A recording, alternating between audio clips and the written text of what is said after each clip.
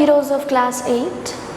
I'm back with part 2 of your first unit B reading, and we are going to understand the poem My Mother. Well, it's written by Rabindranath Tagore, and it's an overwhelmingly emotional poem. Now, the reason why it is overwhelming is because it is about mother. The subject of the poem is mother.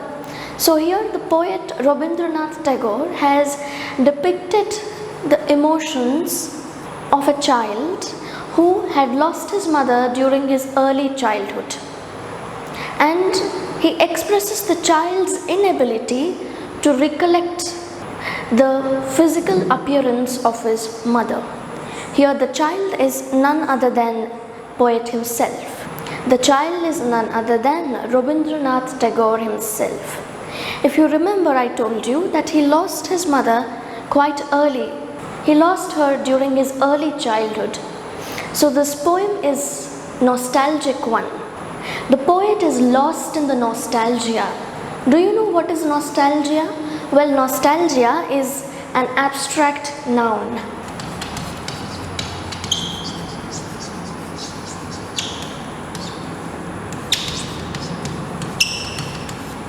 It is an abstract noun and it refers to the memories of the past. The memories of the past. So if you are lost in the nostalgia, if you are lost in the memories of the past, what are you called? You are called as nostalgic. Now, nostalgic is an adjective.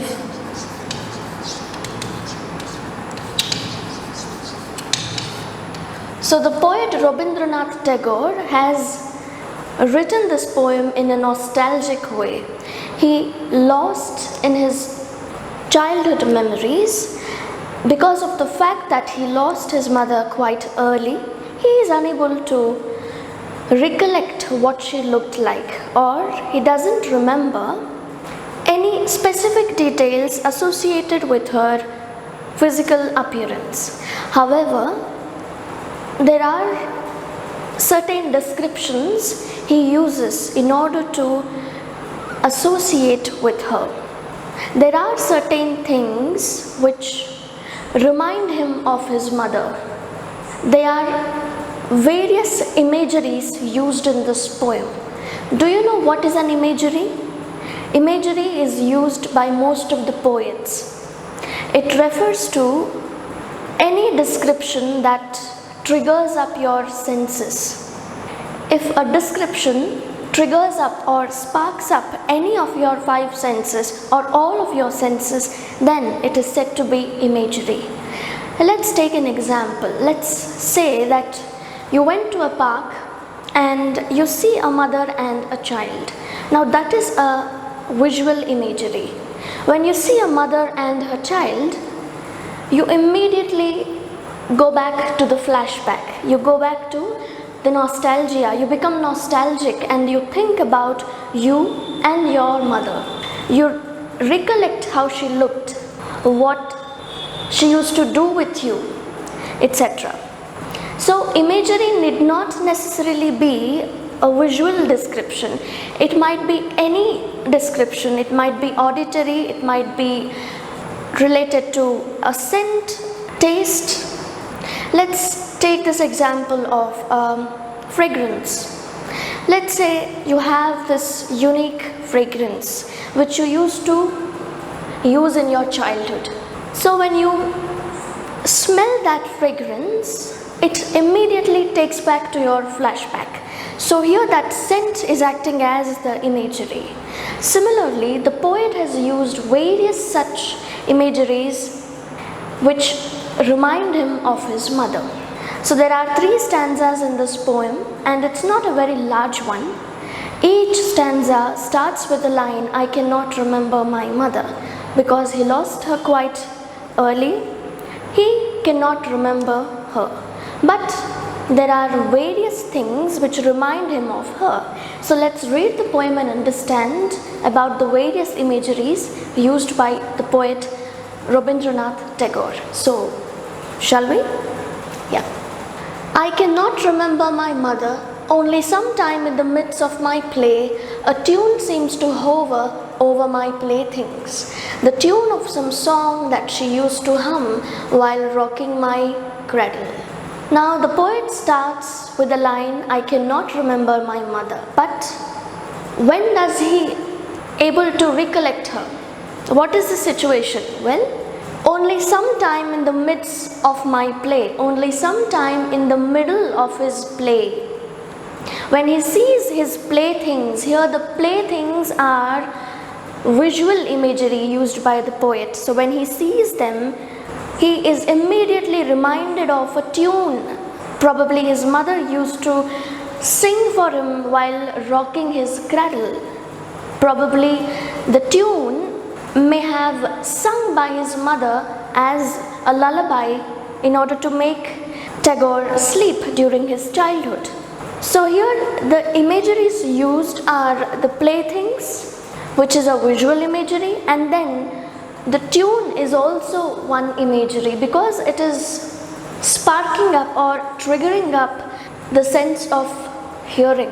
I cannot remember my mother, but when in the early autumn morning the smell of the shiuli flower floats in the air, the scent of the morning service in the temple comes to me as the scent of my mother. So in the second stanza, the poet is unable to recollect the scent of his mother. He is unable to describe what she smelt like. So there are various imageries again which remind him of his mother's scent. What are those imageries? Well, one of them is the shiuli flowers. Shiuli flowers are very beautiful looking flowers. They are usually seen during autumn season. They are white petal flowers with a bright orange stem. They have this very sweet fragrance that hovers, that lasts in the air. It remains for a certain period. The smell is really pleasant. So the poet says every time he smells these flowers, he is reminded of his mother's scent. Similarly, the scent of the morning service in the temple. What does this line say? How could a service have a scent? How could a service have a scent? It's not an object. Well, here the poet is trying to say the scent of the incense sticks. The sticks which we light up while performing the puja, while worshipping.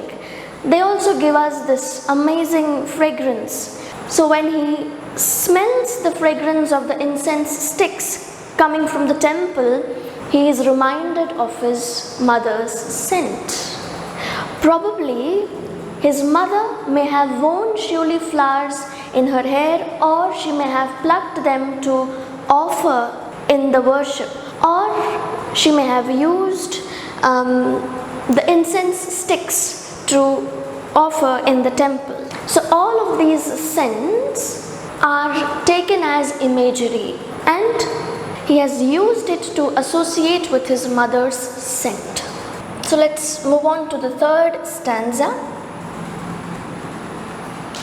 I cannot remember my mother, only when from my bedroom window I send my eyes into the blue of the distant sky. I feel that the stillness of my mother's gaze on my face has spread all over the sky. So the poet again repeats the line, I cannot remember my mother. Here the poet is unable to recollect the way she looked at him. He is unable to describe the way she used to gaze at Tagore. However, when he goes near the window and looks at the vast expanse of the deep blue sky, it reminds him of his mother's gaze. He feels as if his mother is keeping a loving watch on him. The stillness of the sky is again an imagery used in this poem, which associates with Tagore's mother's gaze, the way she used to look at Tagore. As you can see in the picture, this is Tagore, and he is looking at the vast expanse of the beautiful deep blue sky. And when he looks at the sky, he feels as if his mother is gazing at him through the heavens, just keeping this loving watch on him. So stillness of the sky is another imagery, another visual imagery. It has triggered up the sense of sight. In the previous stanzas, surely flowers and the morning scent are the imageries that triggered up the sense of smelling. Okay? And in the first stanza, playthings are used as imagery because they are physical things, visual. The sight, the sense of sight is triggered again. And also the tune of a song is also used as imagery. Here, the tune of the song is triggering up the sense of hearing. So these are the various imageries used by Rabindranath Tagore. Through this poem, we understand the deep-rooted emotional bonding of the poet with his mother. Despite the fact he lost her quite early, we can still see that she had a lot of impact. She impacted him a lot. All of this imagery and all of this emotional bonding between the poet and his mother makes the poem more overwhelmingly emotional and somewhat sad. I hope you understood this poem. It's not a very large one. However, let's talk about the writing style of Rabindranath Tagore. When do you call a work as a poem? You call a work as a poem when there are rhyming words in it. Do you see rhyming words here in any of the stanzas? No. What do rhyming words do? Well, they give a rhythm to a poem. They give a tune to a poem. But because of the fact there are no rhyming words, does that mean there's no rhythm to the poetry here? Of course there is. That's what is unique about Tagore. He used to write poetry in a prose style. And because of the fact that he was a composer, a music composer, he created his own tune to match his poetry.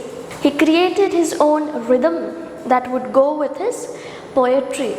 It was called as Rabindrik Tal. What was it called?